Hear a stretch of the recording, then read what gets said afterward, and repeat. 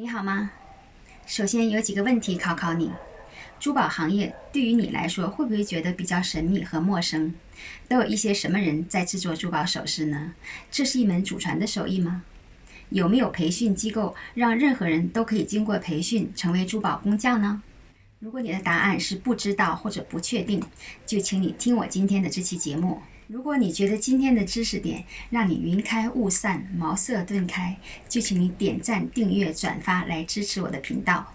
从这一期开始，我会不定期的介绍珠宝行业的各类从业人员。今天就从大家觉得比较神秘的珠宝工作坊 Jewelry Workshop 开始讲起。我会用解说的形式让你认识一下珠宝作坊里有哪几种技工师傅，他们又有什么样的分工。将来有机会我会带大家探访商业的珠宝 workshop。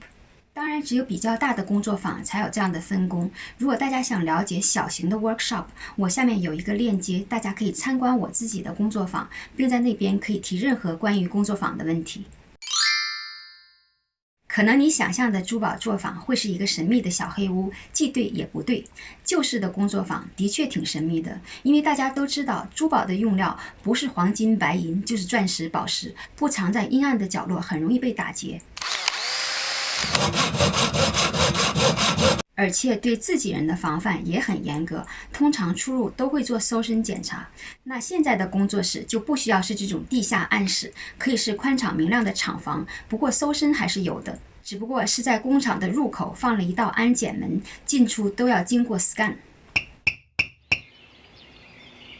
更加现代的珠宝工作坊甚至是全方位开放服务，就是工匠的工作台会摆在展厅里面，客人走进来买东西的时候，可以大大方方的坐在你的旁边，看你怎么加工。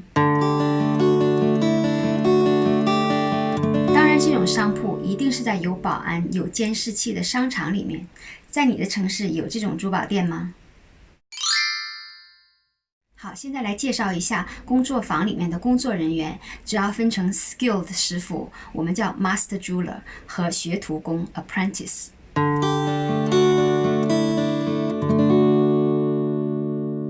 master jeweler 是一些相当有经验的金匠，他们可以独立完成珠宝的框架制作。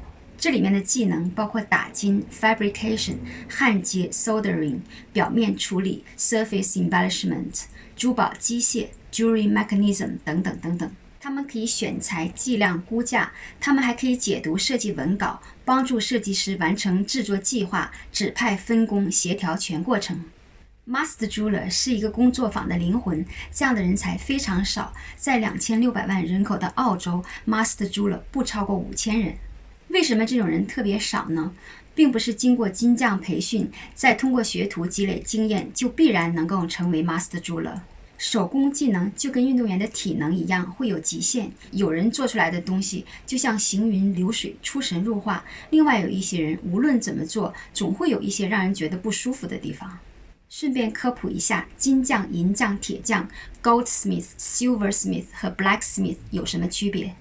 这几个名字其实非常老古董，几百年前他们的区别就是他们工作的材料不一样。金匠就是打制黄金珠宝，银匠就是打制银器，铁匠就是打制铁器。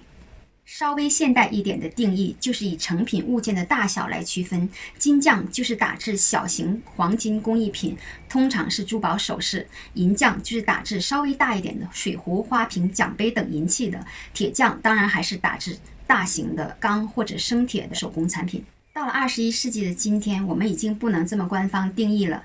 我有一个美女老师专门做不锈钢首饰，那么小的不锈钢作品比黄金难多了，所以她的首饰还是卖得蛮贵的，一条项链可以卖到澳币5000块以上。这么说，她做的是小工艺品，用的是钢，那你说她是金匠还是铁匠呢？现在回到工作坊。Skilled 师傅除了 Master Jeweler 之外，还有并且不局限于下面这几位： Wax Modeler 专门做蜡雕的师傅， Stone Setter 专门镶嵌的师傅， Mold Maker 专门做模具的师傅。这些师傅都是 highly skilled。 蜡雕师如果用的是硬蜡，就是雕刻师 Carver； 如果用的是软蜡，就是雕塑师 Sculptor。硬蜡、软蜡有什么区别呢？简单的说，要根据设计来选择。硬蜡需要用刻刀来雕刻，软蜡可以用手和工具来捏制。形状不规则或者是特别复杂的工件，通过蜡雕来完成。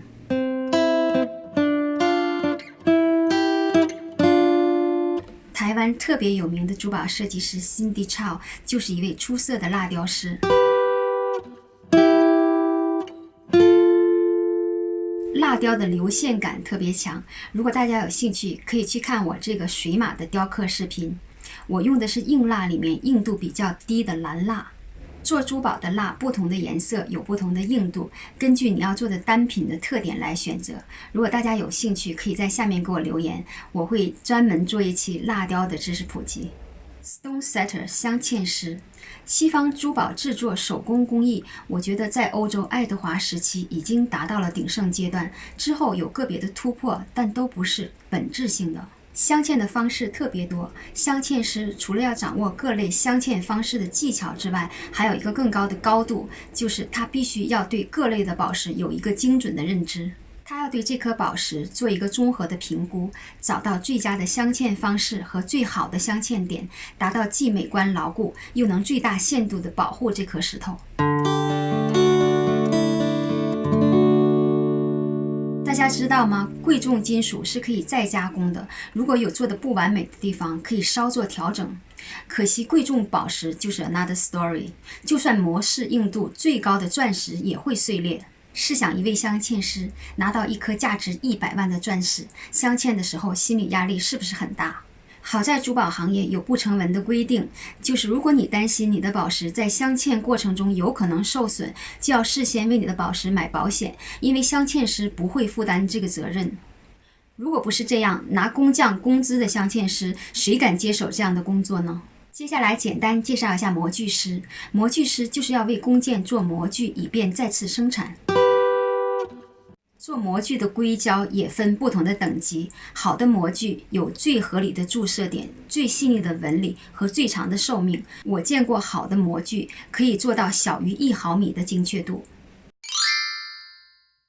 除了 skilled worker 之外，还有助理从业人员，有一些是在奔向 master jeweler 道路上的学徒工，他们的工作分布在珠宝制作的各个工序上。还有一些是专注于某项工作的助理，他们的工作通常是珠宝制作中比较 tedious 简单却耗时的一个步骤，比如 casting 铸造、polishing 打磨、gem grader 珠宝分级工等等。越大的工作坊分工就越细 which totally makes sense， 因为这样可以降低成本，提高产量。今天在有限的时间里介绍了一些主要的珠宝工作坊的从业人员。如果大家看过我其他的视频，就会知道我本人比较注重手工制作，所以我讲的内容一般来说都是围绕手工工艺。这里特别强调一下，今天我介绍的工作坊也是指手工工作坊。如果有特别值得介绍的机器加工或者电脑打印，我会在节目里面注明。希望你喜欢今天的内容，不要忘记按起小铃铛哦。我们下个星期见。